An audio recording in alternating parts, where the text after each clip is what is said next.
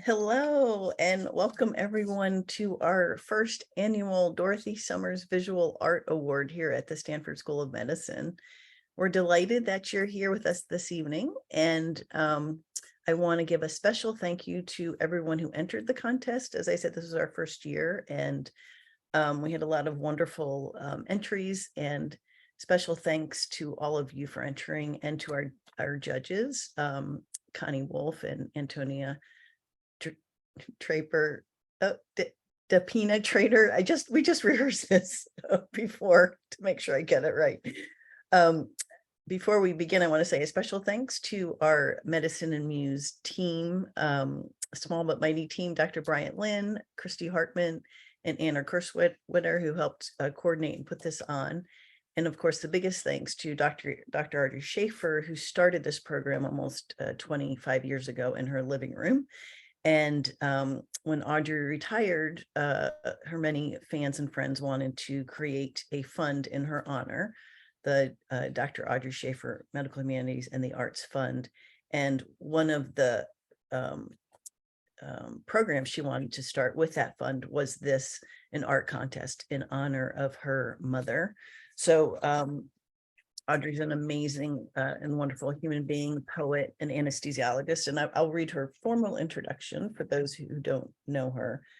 Dr. Shafer is Professor Emerit of Anesthesiology, Perioperative and Pain Medicine at Stanford and the VA Palo Alto Healthcare System, founder of the Medicine and Muse program and Stanford Center for Biomedical Ethics, founder of our scholarly concentration with biomedical ethics and medical humanities. She's a co-founder of Pegasus Physician Writers. She completed her undergraduate studies at Harvard, medical school at Stanford, anesthesiology training at UPenn, and research fellowship at Stanford. She is the author of The Mailbox, fantastic book. I highly recommend it. A children's novel on post-traumatic stress disorder in veterans. And like I said, this prize is named in honor of Audrey's mother, and who we will be hearing about a little bit now from Audrey. So Audrey, take it away. Well, thank you very much. I would, let's see, like to share my screen. And hopefully that is functioning for you. Yes, looks great. Great. So thank you very much, Jackie, for that wonderful introduction. And really, I can't thank you enough for everything that you do for Medicine and the Muse, for Stanford, the community, and the world at large. So it's my pleasure to talk a bit about my mother. And I would just like to start by saying the family would like to thank everyone involved with this award, the organizers, the judges, the donors, you who are watching and participating, and above all the artists who submitted their work. So a single parent, Dorothy Summers, raised two women physicians, Dr. Ann Summers and me, and became the proud grandmother of Thomas Shafer, Jonathan Weiss, now Dr. Weiss, Rebecca Hamilton, and Gregory Weiss. In her family, she instilled a love of the arts, an appreciation for education, and a commitment to value all who identify with the LGBTQ+ community. We're therefore thrilled that the award event is occurring during Pride Month. Dorothy Summers was also grateful for her care at Stanford Medicine, where she had 2 aortic valve surgeries and a permanent pacemaker placed. I'd like to just briefly go over her career, which had a major leap forward in the 60s with becoming the costume designer and also construction of the costumes for the Theater of Living Arts in Philadelphia, where the director was André Gregory. She did costume design for multiple theaters throughout the Philadelphia metropolitan area, as well as for television stations, including the local CBS station, which did such things as the documentary, The Detached Americans. This is actually her in this still taken from that. She also did costumes for local dance companies in Philadelphia. She studied at Philadelphia College of Art and learned illustration and painting there. She also worked for Nanette Fabric clothing company and designed children's clothing.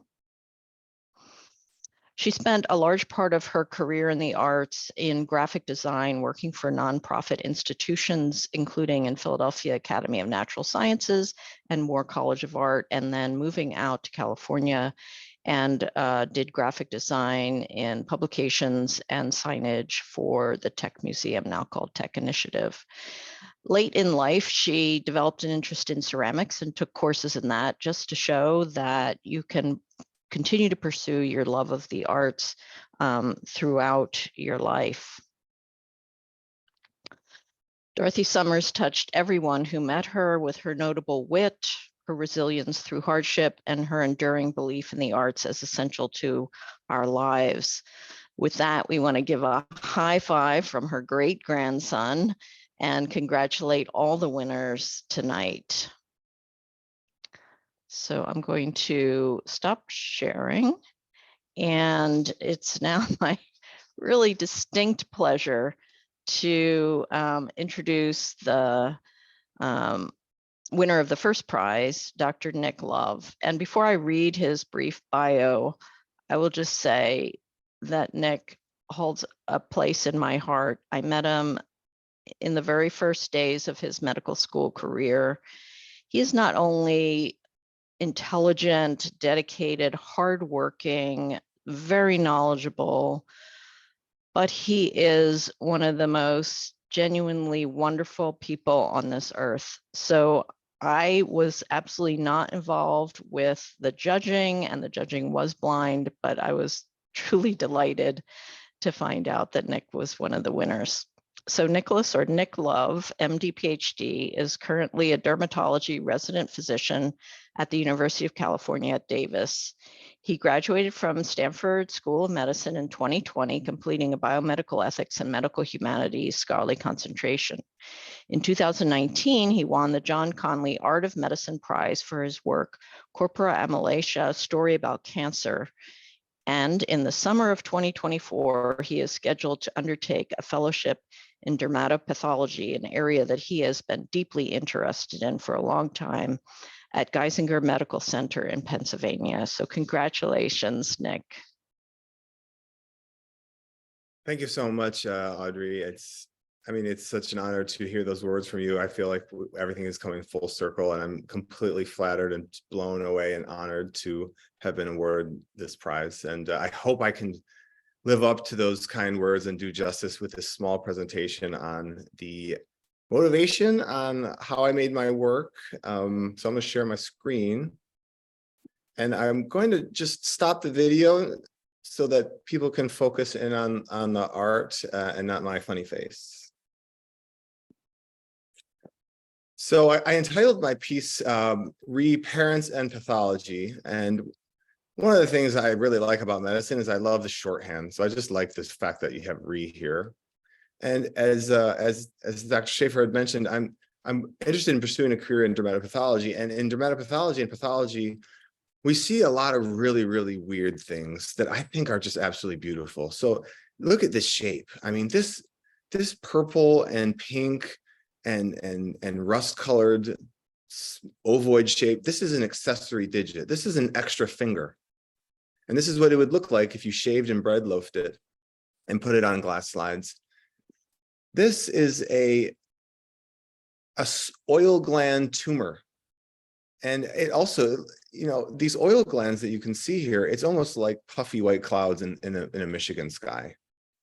But not just at the tissue level, when you look down at the cells that we see in pathology, it's absolutely fascinating. This is a smeared thyroid fine needle aspiration.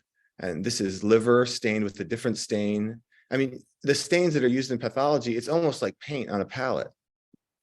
This is smooth muscle. And again, the mixture of order and chaos here, I find just very, very fascinating. You know, we have different words to describe these in pathology, storiform, a lot of creative adjectives that we use to describe these. And these are actually the crystals that form gout. So I took all of these images in my last year at Stanford before I could start an intern year, and I've always kind of held on to these images as a testament to the beauty that I saw in that year in the various types of stains and the various types of tissues. And just one last one, this is fetal blood. So this is actually the first blood that is made in the developing embryo. And again, the uniform nature of the pattern, yet the heterogeneous mixture of the shapes and the colors is just absolutely fascinating. So anyways, this is on my mind because I'm going into this in the next year. And so when I got the email about the contest, I looked at the theme and art related to healthcare experience. And I was kind of reflecting on my own experience as a learner and as a trainee, as someone who is adventuring through the long process of becoming a fully qualified physician. And when I was doing that, I was also here.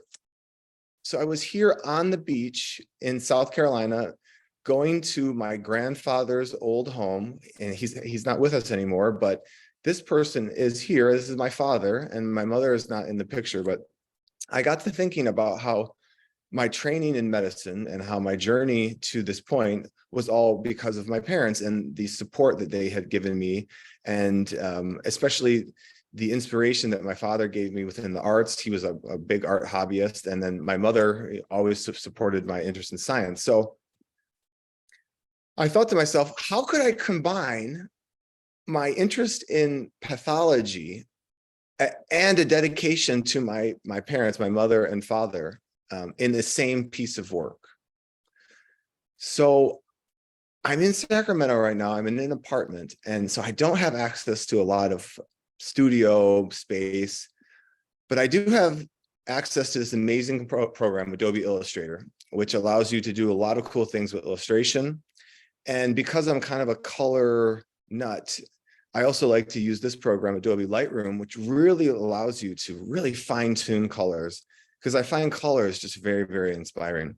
So the piece that I came up with, those two ideas with my parents and pathology, came from my printer, because I bought with some funds that I had from previous works. I bought this large printer that prints on A3. And I also have a closet full of oil paint and acrylic paint markers. I guess I'm a little lazy and a little impatient. So the paint cleanup is something that I always prevented me from painting. Whereas with paint markers, you just put on a cap and go. So this is the piece that I came up with. What I did was I sampled my parents' wedding photo. And here's my father, here's my mother. And in the back, what I did was I laced through an asymmetric grid of the same pathology images that I had made when I was at Stanford. And I put that on a background, on this yellow background that I built with cross-hatching and graphic design. And then because I like this idea of recursion, I repeated the same image over here. And I even made my dad's tuxedo coat out of the gout crystal image background. And I like the fact that this color here is interacting with this color here. And you can see this little block of orange splits the monotony of the pattern and sort of interacts with the flowers here, almost in the same shape. So what I like about this approach is I really like the juxtaposition of natural, chaotic patterns with the exactness of a computer. So what I've done here is I've photo collaged on top of my illustration, this perfect black line that no one could ever make. This perfect black line, only a computer could make this perfect black line. And yet right next to it are these patterns, these chaotic patterns that cells and tissues and developmental biology and disease processes make. And in here in white, I made my mother's wedding dress the same pattern as this lipoma, which is here. These are like the fat globules in fat. And what I do is I like to further juxtapose this sort of computer type of exactness with the chaos of brush strokes. So I love combining the way that one stroke comes down, because you could never repeat another stroke the same way. And I also love the way that the paint comes out of the paint pens in pointillism, because again, you could never make that same dot again that way. So that's the story behind this piece. And I'll turn my video back on. Thank you for viewing. I really appreciate it. And I want to thank everyone for involving both myself, but also the Stanford Medical Program, Biomedical Ethics and Humanities, and Medicine the Muse program was a dream to be a part of. So I wanted to thank not only Dr. Shafer and her mother, but also the entire program. Thank you so much, Nick. And I think you mentioned to me that you're going to give that to your parents as a gift. Is that right? Oh yeah, that's the thing, is that whenever you enter contests, I think you have to have an exit strategy on what happens if and what are you going to do with this thing. So I also thought that two birds, one stone. I'm going to give it to them for Christmas. Yeah, good memory. Oh, that's great. Well, thank you so much. That was fantastic.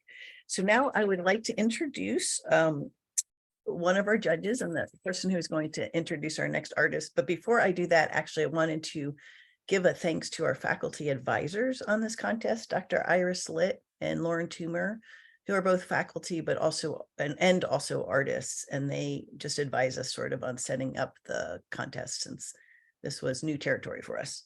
So I'm thrilled to introduce Connie Wolf, who was one of the first people I met when I started working at Stanford 10 years ago. Crazy. Connie is a Stanford alumna, and she currently serves as the consulting director of the arts program for Stanford Healthcare. She was formerly the John and Jill Friedenreich director of the Iris and B. Gerald Cantor Center for Visual Arts at Stanford. And she is also currently the president and commissioner of the San Francisco Public Library. So Connie, thank you so much for being here, and thank you for being part of this amazing contest.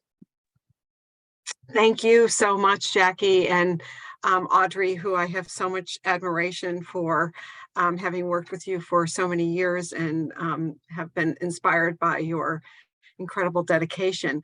But today we are honoring these amazing artists who are not only artists, but incredible medical professionals. And Dr. Nina Paul, who is our second place winner, is no exception to this. She's a licensed clinical psychologist, and she currently works as a clinical assistant professor here at Stanford. She sees patients at the anxiety and depression clinic, the OCD clinic, and the PTSD clinic. She was born and raised in Berlin, Germany, and completed her graduate studies at the University of Vienna in Austria. But for the past 11 years, she has lived in the United States and is now a dual citizen. She has studied and has been affiliated with many universities in addition to Stanford, University of Chicago, University of Nevada, and Pacific University in Oregon. Clearly, she somehow has time to, beyond her work as a clinical psychologist and her incredible dedication to that field, she also enjoys her art, and she has been making mixed media artwork. And so it's very inspiring to see the kind of range of what you're able to accomplish in a day. And we're just delighted that she's also here on the screen with us, and we'll hear from her, but she's joined by guests of her weekly Wednesday night drawing group, which clearly is not meeting tonight because they're meeting here tonight instead of drawing. So it's my great honor and privilege to thank and celebrate Dr. Nina Paul.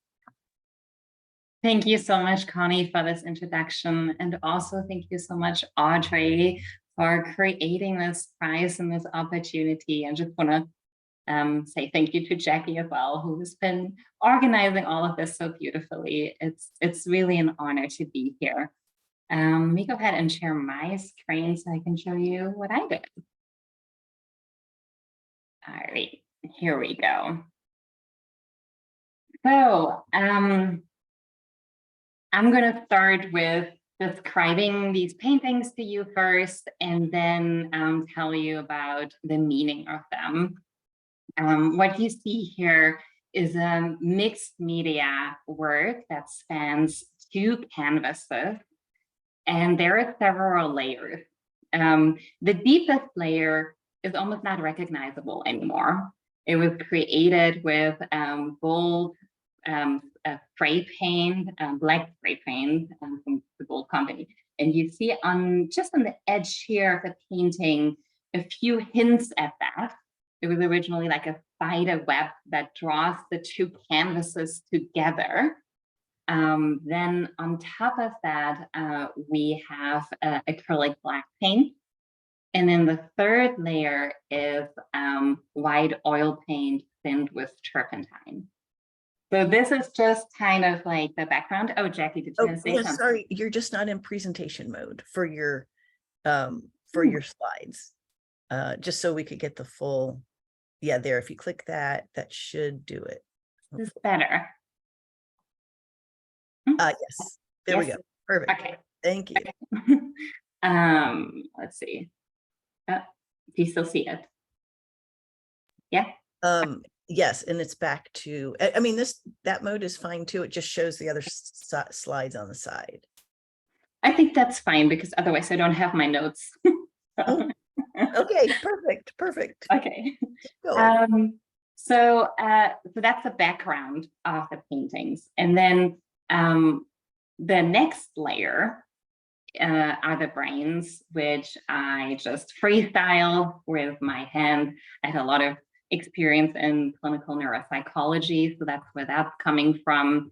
We see on the right side just a lateral view of the cerebral layer of the brain, and then on the left side we see the brain's blood vessels, and then it goes further. So around the 2 brains, we have neurons, which were actually created with gold leaf. So the way that works is you just apply like glue, and then you very lightly tap real gold onto it. And that's how you apply gold leaf. And it's just like a little wink at the Golgi and like gold nanoparticle methods. And then last but not least, we have these dots. And so the dots are created with neon paint, and they are representing neurotransmitters. And if you look closely, you see that they actually follow the direction of the color wheel. And you see that the neurotransmitter, the neurons with the neurotransmitters of the same or complementary color communicate to one another. So the green neurotransmitters of this neuron like travel over here to this neuron with orange neurotransmitters, and then the orange neurotransmitters travel back to the neuron with the green neurotransmitters.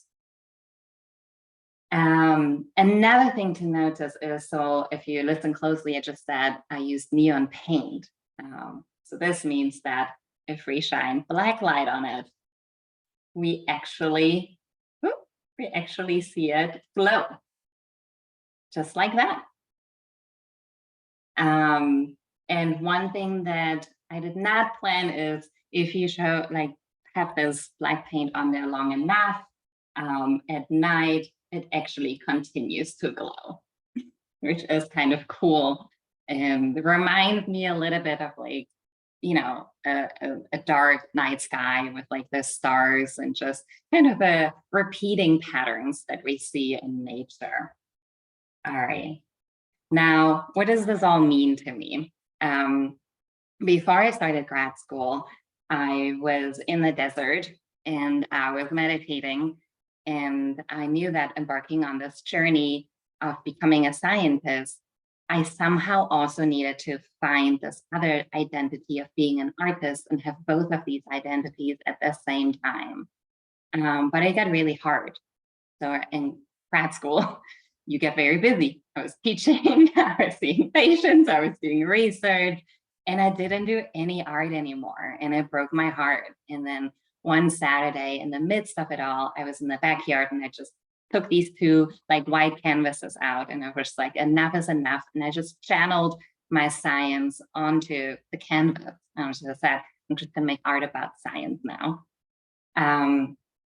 Funny story is that I got really busy again. So for many years, it was just the black and white layers in the brains without the neurotransmitters. So it looked very dark and sinister. So any guests that came to my house were like really concerned.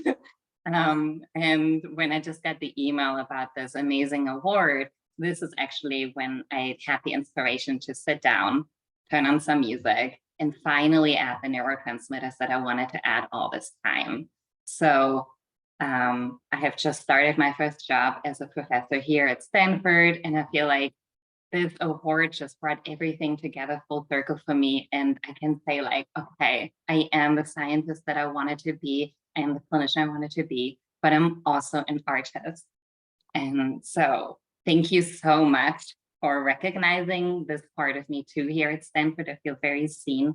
And I just also want to thank my drawing group, who has been meeting for the past 3 years virtual and has just been the biggest support during the pandemic. And I don't think I would have made it without them. And thank you so much, friends, for celebrating with me. I love you so much. And thanks for being here. Thanks, everyone.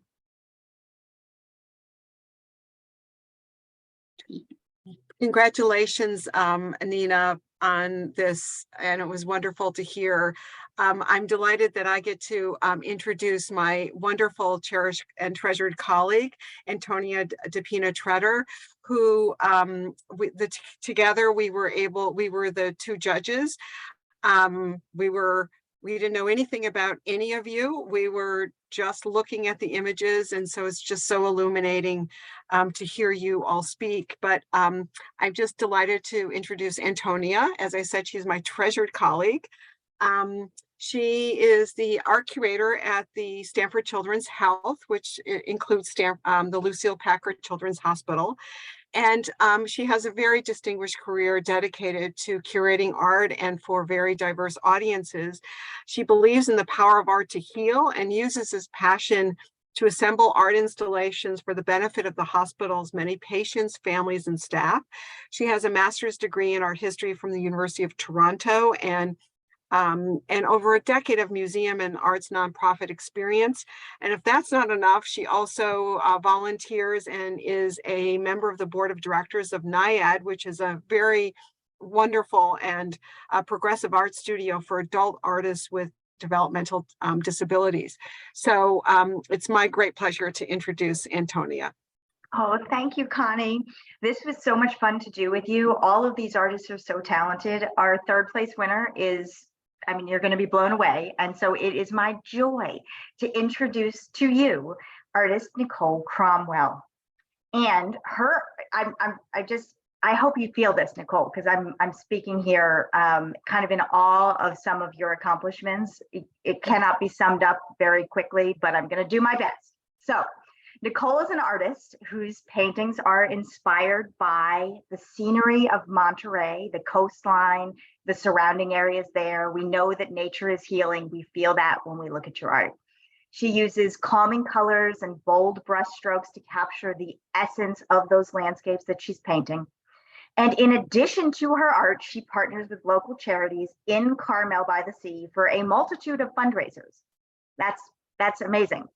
Now, Nicole has worked at Stanford Healthcare for over 20 years in the ICU as a flight nurse and on the critical care response team. Okay, there's more. There is more. Nicole has taught art to nurses for Nurse Week. She has brought the Heartbeat in a Bottle project to Stanford and has been featured in an interview for StoryCorps. Nicole's art can be found in healthcare facilities in Monterey, and her work has been featured more than once, 2 covers of the Journal of Critical Care Medicine. So now I want to thank you for being here, Nicole, and I'm going to ask you to take it away. Thank you. Let me share my screen. let's see. And great. Thank you so much. That was a very, very nice introduction. I really appreciate that. And thank you, Dr. Shafer, and all of you for the judges and Jackie for putting all this together. This is just such an honor, and I'm just so blown away to be chosen as one of the winners. So thank you. I am just going to, I've got 3 paintings that I'm going to share that I submitted for the contest. And so this one, this is called The Dance. And this to me just kind of represents the balance between being a caregiver and being empathetic and soft, and the balance between that and then being like the bold colors are just being a strong advocate for my patients, and knowing that sometimes you have to just be very strong and to be able to support them in their decisions. So that's what inspired this one. And it's actually named after my my great aunt who passed away just as I was finishing it. And she was 99 and she just loved to dance, and she could outdance all of us. And so that this became The Dance, because it also meant the dance between, you know, being a nurse and being an advocate for my patients. So that's that one. And then this one is called De Novo. And this was one of my early paintings. I started painting about 8 years ago after being inspired by a patient that I cared for in the ICU. And her name was Amy. Nicole, I don't think the slide advanced. Oh, it Sorry. didn't? No. Is anybody else? I'm still seeing the dance. Is everybody still seeing the dance? Yeah. How about that one? Still seeing the dance. That's weird. Maybe click back and then forward, maybe. Yeah.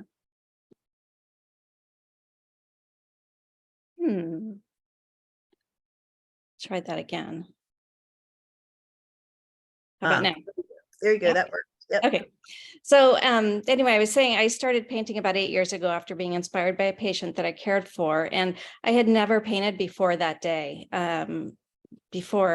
Sorry, let me back up. I was taking care of a patient in the ICU, and when she lost her battle with cancer, we had found out that she was an artist. And so I organized a group of nurses and our manager to go and take a painting class.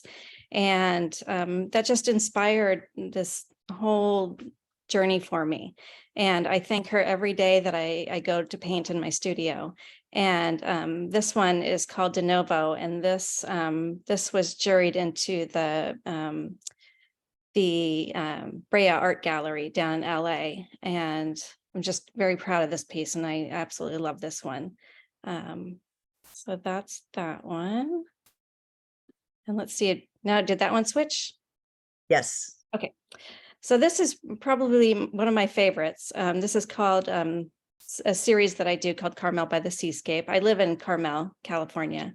And this was one of the mini paintings that I did, and I sold it, and I wish I hadn't, because I absolutely love it. But just this whole journey kind of has just been so incredibly healing for me as a nurse. And just there's so many health benefits of painting, and I live that every day in my art studio. And I just feel incredibly blessed to have this practice. And I'm actually putting together an art course for nurses. I got certified to be able to give them certifications, nursing CEs for it. So I'm really excited to share this with my colleagues, because I think it is just so incredibly important for all healthcare workers, for everybody actually, to be able to just have a release and find their creativity, because I truly believe it's in every single one of us. And it's not even, creating something, to display or sell. It's just the art of creating is just so, it's so good for you and your mental health and everything. So that's kind of it. I will share. Can you see me on this? You can see me on the screen. This was the Journal of Critical Care Medicine. It's one of the covers. And then Actually, if you stop sharing, then we can see you fully. oh, okay. Let me stop sharing. See you in the cover fully. Okay. Let's see. There you go. There we go. Perfect. Yeah, so this one was on the Journal of Critical Care Medicine. Very proud of that one. And then this one as well. Oops. So I'm just so grateful to be able to paint. I pretty much paint 5 days a week in my art studio, and it's kind of saved my soul over the years, and I can't imagine not painting. And yeah, and now I just opened my own gallery here in Carmel. So it's just been such a great journey, and I'm so happy, and thank you for including me in this, and thank you, Dr. Shafer, for putting this program on. Wow, what is the name of your gallery? I've just teamed up with another gallery, and so it's in the Bennett Sculpture Gallery in Carmel. I've taken over one of her spaces. Oh, that's fantastic. Well, congratulations, and thank you for creating that class for nurses. Thank you know, all of our healthcare professionals, as you said, deserve a creative space. That's fantastic. Okay, now it is my great honor to introduce our honorable mention winner, who is ironically in Germany. So appreciate, Jialu, that you are joining us from Germany at a different time zone, and I can't do the math, but I'm sure it's out of sync a great deal. So thank you so much. Jialu Cheng is a Beijing-born photographer based in New York. She establishes bridges. She's a Peking University and Columbia University School of Masters in Public Health graduate who explores topics at the crossroads of medicine and the arts, East and West, philosophy, and photography. Her works probe how we can consciously construct meaning through experience and education, reading, and traveling. So thank you so much for being here in your difficult schedule, and please take it away. Yeah, I feel very, very grateful to be included in this discussion and feel very being seen, because medicine and art are kind of the two key themes of my past education experience, and feel really thrilled to share my slide here. Okay, so if it's showing in full screen, I'll start sharing now. It's good. Okay, so actually today I'm going to discuss one of the topics that I've been thinking for long, which is what I get from my public health education in both short-term and long-term. So that's why I here have did dual in this three time since. So one example of my thinking is actually a photography work, which is my favorite media, and I call it This is Water. And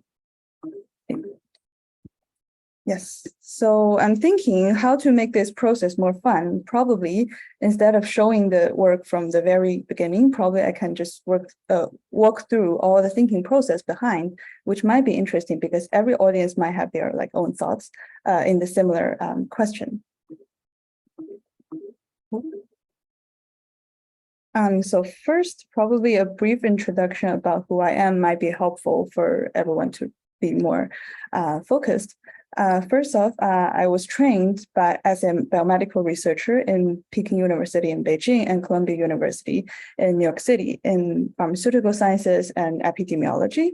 And meanwhile, my kind of lifelong career is a visual art creator, including my photography journey since college, where I learned a lot of friends who interested both in art and medicine. And also that's how I learned the friends in Johns Hopkins University who introduced this prize for me.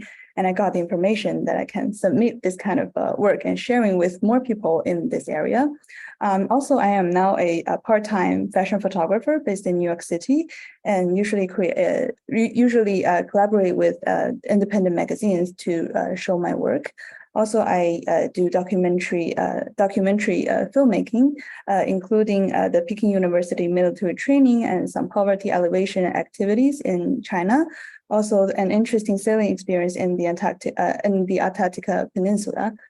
And some of my recent projects are my previous travel to the Antarctica and South America, and I submit them to some magazines, and more work can be seen in my Instagram if interested. And then come back to the main topic, which is the work I submit to this activity. So I start thinking about this question because I was a recent graduate in Mailman School of Public Health, but my work is going to probably not related to the things I directly learned from the school, which is in a consulting firm, highly related to public health or healthcare or pharmaceutical sciences, but might not use the toolkit or skill set I learned in the school. So I start to thinking, except for the skill sets I learned, what are other things that I call education that given by this kind of experience in Columbia University, also in New York City, that give me a long term as a person and change my mindset in a more spiritual way. So I'm thinking my key theme is to have a visual representation of the ongoing process of self-discovery in this process of studying public health. So as Columbia Public Health School is famous for its saying that public health is everything. So I'm thinking how to include this so-called everything in one picture. So here it goes. I have a very inspiring class which discuss healthcare in arts and media, where it includes all these interesting topics. For example, life as an illusion, we discuss, do we need all possible sensual experience to fully become a human, which then turn to a next question is that does the so-called limited behavior due to religious restraints a trait or a practice? And then we have the public health related discussion, which is that probably some better social network might be related in better public health outcome.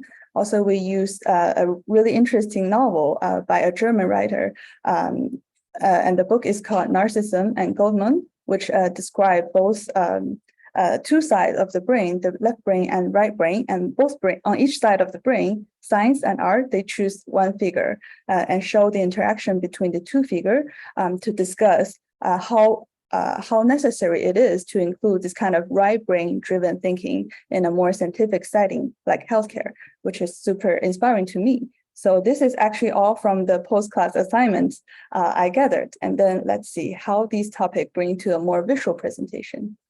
And then for the media, I choose Adobe Photoshop, which I always enjoy using it on a MacBook with a handwriting board. Also, I'm thinking to find a photo to express the shaping process of my English identity as an international student from China. And then, so I'm thinking about the inspirations, how my identity was formed. This is a really interesting question to think because everyone might have their own opinion. So for me, one version from my previous psychotherapist is that the change of identity from the I, then to the heart, and then come to the hand.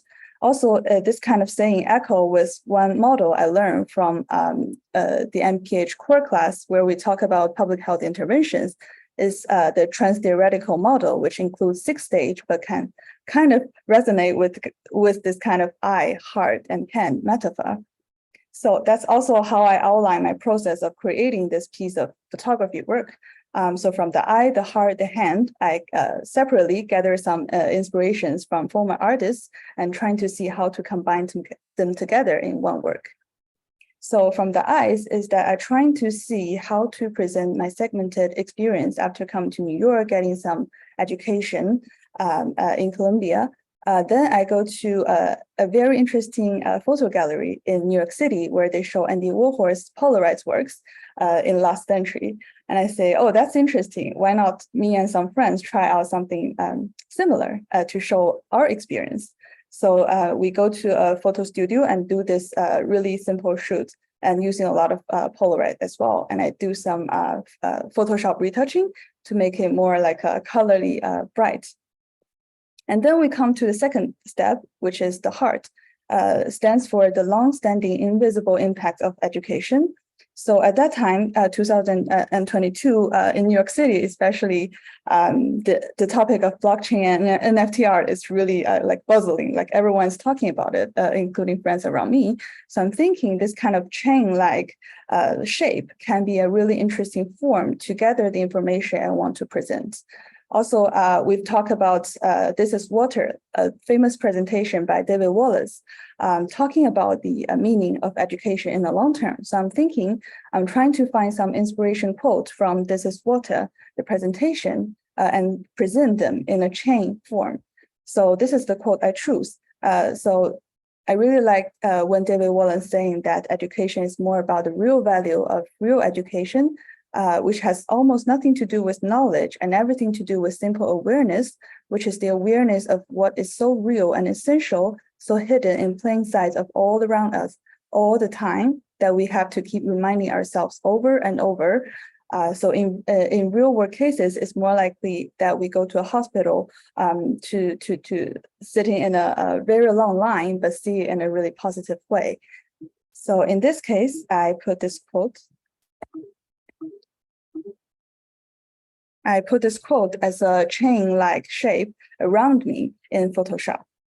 And then we come to the third step, which is the hand. Here comes the question of how to write all of the content I want to present in a visually appreciable manner. So I'm trying to see how people do this in the art world. And I see one of my favorite experiment artists in China called Qiu Zhijie, who do a lot of these kind of mind map of a lot of philosophical ideas. So I kind of gather this kind of inspiration, also combined with the practice we do in applied regression class in biostat department, that we gather a lot of information in this really tiny paper. And I think that's kind of the way to present a very knowledge intense content. So here I just gather all the notes from the discussion class I have and then present them in a cheat sheet and also mind map way around me. So here's the full artwork finally, and it is a heavily photoshopped photography with some topics we discussed in the discussion class I've just mentioned. And to convey a key idea that I think public health education is not merely a means to an end, like MPH is not an ultimate degree, but rather a transformative tool for achieving a higher level of consciousness and freedom of thinking. So I think that's it. Yes, and this luckily being involved in photovoltaic community, which is the area I'm really interested in. Also some context, and I think that's it. And thank you very much for everyone who enabled this communication to happen, because feeling very being seen and not lonely at all. And thank you so much. Wow, Jialu, thank you. That was really impressive and beautiful. Goodness, so much thought and intelligence. So what I'd like to do, we have a couple of questions. And what I would like to do, if we have time, give each artist a chance to answer the question. So this first question is, what do you think made you all such great artists? What inspired you the most to create such wonderful and beautiful pieces? So why don't we start with Nicole in answering that? Not to put you on something, but... Thank you. I think it's a lot of experimentation and just showing up almost every day in my art studio. And just being inspired by, like I said, the beauty of the Monterey Bay, and my art studio has an ocean view. And so I stare out at the ocean and I create, and there's a lot of mistakes under a lot of my paintings. And they're not mistakes, they're opportunities actually. But yeah, just lots of hard work. I love that. No mistakes, only opportunities. That's great. Okay, Nina, how about you? Yeah, I think I agree with Nicole. It's all about the process and what it means to you, and not just the final product. There is a lot of experimentation. I think, like, for me specifically, I will get bored if I only have one media. So that's why I try to just like throw as many different medias as possible on there. And I think that keeps that exciting. I also kind of resonate with this idea, I think that Nicole also talked about it, which is just doing medical work is hard. Seeing a lot of patients every day can be really tiring, and we give it our all. And then at the end of the day, it really helps me to just get away from the Zoom screen and get something into my hands and feel materials and see the colors and just kind of put emotions and thoughts and things that I felt during the day onto the canvas. It's a healing process in a way too, if that makes sense. Thank you, Nina. And Nick, how about you? Yeah, so one of the interesting things about art, I think, is that if you ask like a classroom of 8-year-olds who likes to do art, I think every single 8-year-old would raise their hands and say yes. And then if you ask that same question to a bunch of 28-year-olds, the percentage of people putting their hand up is a lot different. And I think it's because the 8-year-olds have a lot of fun doing art. And so if you kind of enjoy the process and you really, really like to do it, then it doesn't really feel like it's it's not really a task, and it's not really like an endpoint. It's more like an exploration. It's more like going out on recess, really, and playing. So I think, it's nice actually, in my case, not having the pressure of actually doing this full time or, in any sort of prescribed capacity, but really using it as a way to have fun with where I'm at in my life at a given point, or medical training. So that's my answer. Excellent. Jialu, how about you? I think for me, it's one keyword: connection. And it's not only about the connection with myself, my inner self, but also the connection with people around me who have the similar interests. So for myself, it's more like a mirror. When I express it, I see, oh, how I think like this. And I can kind of communicate with my past self and have more self-awareness. And then for connecting with others, just like the communication chance like this, that we can unify people who have the similar niche interests, or a smaller group of people can recognize them, and we can gather them together by showing this up to people and talk them out and speak out to let people being seen and not being lonely at all. Yes. Love that connection is so key. So last question for everybody. How do you balance intimacy of personal life and experiences and the message you're trying to send in your artwork? And these questions are from our wonderful summer scholar student, Isa Alvarez. Isa, glad you are tuned in. Great question. How do you balance intimacy of personal life and experience and the message you are trying to send? Nina, why don't we start with you? Sure. So, if I look at the neon paintings, they are, now that I step back, they are reminding me of a lot of neuroimaging output, although I didn't intend that to do, right? So it was, I think, like this unconsciousness of having looked at that a lot, having had a real human brain in my own hands from somebody who donated the brain, right? Really impactful, powerful, intimate experiences. And it's just another way of, again, like dealing with it from an artistic viewpoint. Science can be hard. We don't want to make mistakes, right? We have to be very precise. And then art allows you to be more forgiving and a little bit less structured, and all over the place if you want to be, right? And so it's kind of like bringing that together, if that makes sense. Like, I have this drive in me of being very structured. My German heritage, of course, plays into that too. But then I'm also creative and playful. And so it is just, for me, it's bringing a lot of paradox or seemingly paradox, like drives that I have within me, or thoughts that I have within me, together and is unifying it so it makes sense. Yeah. Love that. Thank you. Nicole, how about you? That's a great question. Yeah, it's an exercise in vulnerability for sure. And I don't know, I think it makes me a better human to share my struggles with other people, because it, you know, it gives them a voice as well.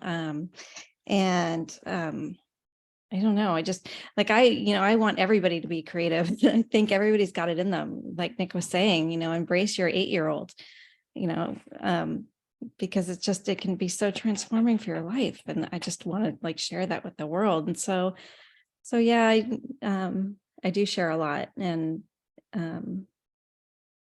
but I don't know, it's part of life, I guess. Absolutely. Thank you, Nicole. Nick, how about you? Oh, well, I think I'm completely horrible at this balance, because I think that my art is completely imbued with personal life experience and my own journey. In fact, I would argue that people like looking at art that they feel has a story and has a personal touch from that artist, versus something that feels, otherwise, as I talked about in my piece, otherwise computer made. So I kind of, when I'm working, I kind of am racking my brain on how I can put more of myself or more of my experience or more of my memory into a piece, almost as a buoy or a viewpoint to look back at the piece years down the road. I think it's one of the coolest things is when you look at a piece that you did 10 years ago and you remember where you were in your life and what you were thinking about. And it's almost as if you didn't make that piece, then you wouldn't remember, even though now photos are so ubiquitous. Photos kind of do that a little bit as well. But a complete aside, now it's almost like we have too many photos and you can't even go back and find the photos that actually mean anything because you took 10 photos of your pizza on Friday. But anyway, that's my answer. No, I love that. The idea of looking at a piece of art and remembering it, everything that was happening in your life. There's many more layers to that than just a photo, I think. Jialu, how about you? Yeah, it's interesting that Nick mentioned the media of photo, because that's kind of the media I'm really interested in. And I feel like regarding the personal stuff versus the things we share with people, is for me, it's more like whether you share the raw photo or the heavily photoshopped version of the whole story, and how you perceive whether the raw photo is the record of the truth or not, and then how you think of that truth can represent yourself at that moment or not.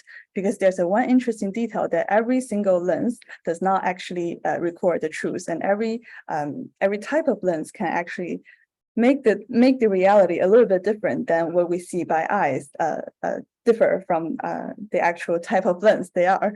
So for me, it's more like since the lens never record the truth, probably a little bit or some reasonable amount of Photoshop can be acceptable. Yeah. Great, thanks. Okay, we have one more question, another great question. All of you have shown us how the arts and humanities are tools for self-care. What is your piece of advice for our future healthcare workers about integrating health humanities and healthcare work? Great question, Martha. Thank you. I'll start with Nina.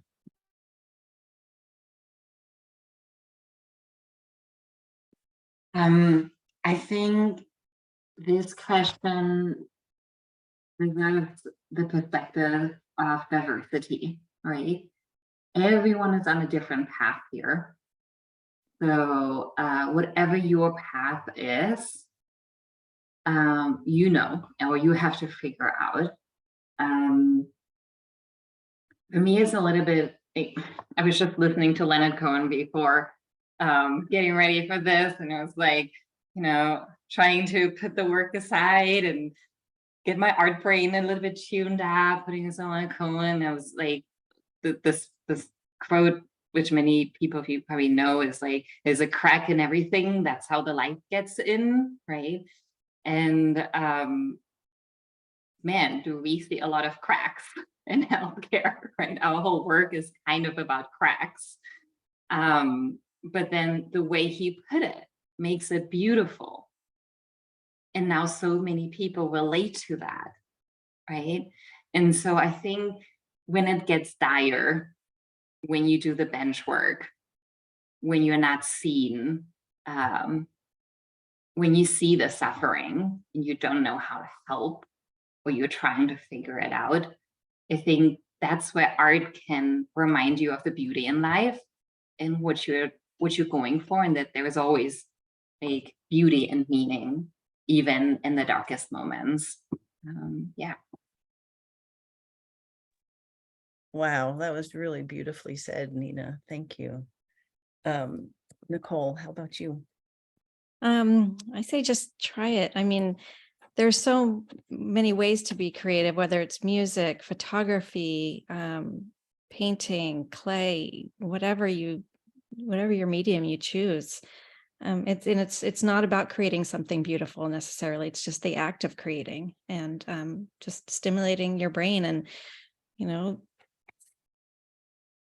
increasing your dopamine and, you know, decreasing your cortisol levels, all of those great health benefits. I say just try it. And, you know, we need the humanity now with AI and everything happening. Like we need creators and we need to be creative. So I say just try it, give it a shot. You never know. One of our former medical students early years ago said, we better remember what it means to be human, or someone is going to create an app for that. And he was so prescient, scary, but Nick, your thoughts? I'm actually wondering about this question myself. So I actually don't have an answer, but I'm looking for an answer because the farther you go down the training path, it seems like you have less and less time. And so the integration of your artistic passions into your personal life or into your professional life, I think it's a huge challenge. And you know, I had the fortune of seeing some physicians, including Dr. Shafer at Stanford, who were able to, you know, really integrate both a passion for the arts and a passion for medicine and a passion for teaching. And I'm personally trying to walk that path. So I can't really give advice except that if you like to do something, you'll find time to do it. So a lot of times, like in breaks or when you're lying down to go to sleep or you're stuck in traffic, commuting to the VA, those times you can kind of like let your mind wander and have creative time. You know, sometimes you're forced just to think about things. And the one cool thing I think about art, which I've always been kind of jealous of mathematicians because it seems like they can just sit on the couch and like think about their work. I think art is another thing where you can kind of just like, you know, take that little Zen moment when you're stuck in traffic and think about what project you're interested in. Short answer is that I don't know. Actually, I'm looking as well. That's hilarious. I've never thought about mathematicians in that way, Nick. Since that was such a hard topic for me. Jialu, your answer and you're at the beginning of your career a little bit. So what you're thinking of in terms of how you can make sure you make time. I think probably I'm also too young to make any suggestions, but I probably can share why what supports me or what motivates me to keep exploring this, although the very packed schedule of medical campus all the time. I think most for two reasons. One is from me and myself perspective, and the other from me and others perspective. For me and myself, I think one of the most important function of art is that it's kind of a way of let me give some space for the unconscious, uncertain, the risky, illogical part out of the really logical training in the clinical trials, in the medical campus, in the health systems. Also, regarding me and others, I feel like one of the really important function of what I'm doing is that I'm trying to transfer some of the negative parts of life into some positive impact, which is really a thing that makes me happy and make friends around me happy. So these are the two reasons that kind of keep me doing all the time, giving it's kind of sometimes really exhaustive, but I will still keep doing this all my life. Yeah. Yeah, I think that's one of our highest callings as humans, is try to make something meaningful out of tragedy. So a final round of applause for all of our winners and our artists. And thank you all so very much. This has been such an incredible evening. We're going to say goodnight. We're going to leave a slide up on the screen showing our upcoming events. We have a Stanford Medicine Orchestra and Chorus that will be performing interesting, somebody talked about holding a brain in your hand that somebody had donated. It's not on this slide, but our orchestra will be playing in November at an event to honor those who have donated their bodies to research, and that will be in November. If you're not already on our listserv, if you want to get on our listserv or get our newsletter, just send an email to that medicine in the muse at stanford.edu email. So the chorus will be performing August 13th in Memorial Church, and then the orchestra October 1st in Bing Concert Hall. And then we'll have a holiday concert in December. And then we have this wonderful Big Ideas in Medicine conference that's going to feature folks from different areas looking at the same problems in oncology, longevity, AI, and health disparities. Highly recommend. It's quite a great lineup. So spread the word to all of your artistic friends and folks in healthcare and at Stanford about Medicine in the Muse. We are here to help. We want to help provide that space for those who really are doing such incredible work, taking care of all of us. And it's not easy. And we recognize that and have such great appreciation for all of you. So with that, we will say goodnight and have a great, wonderful rest of your week and weekend. Thank you all so very much. Thank you, Jackie. Thank you. Thank you. Thank you, everyone.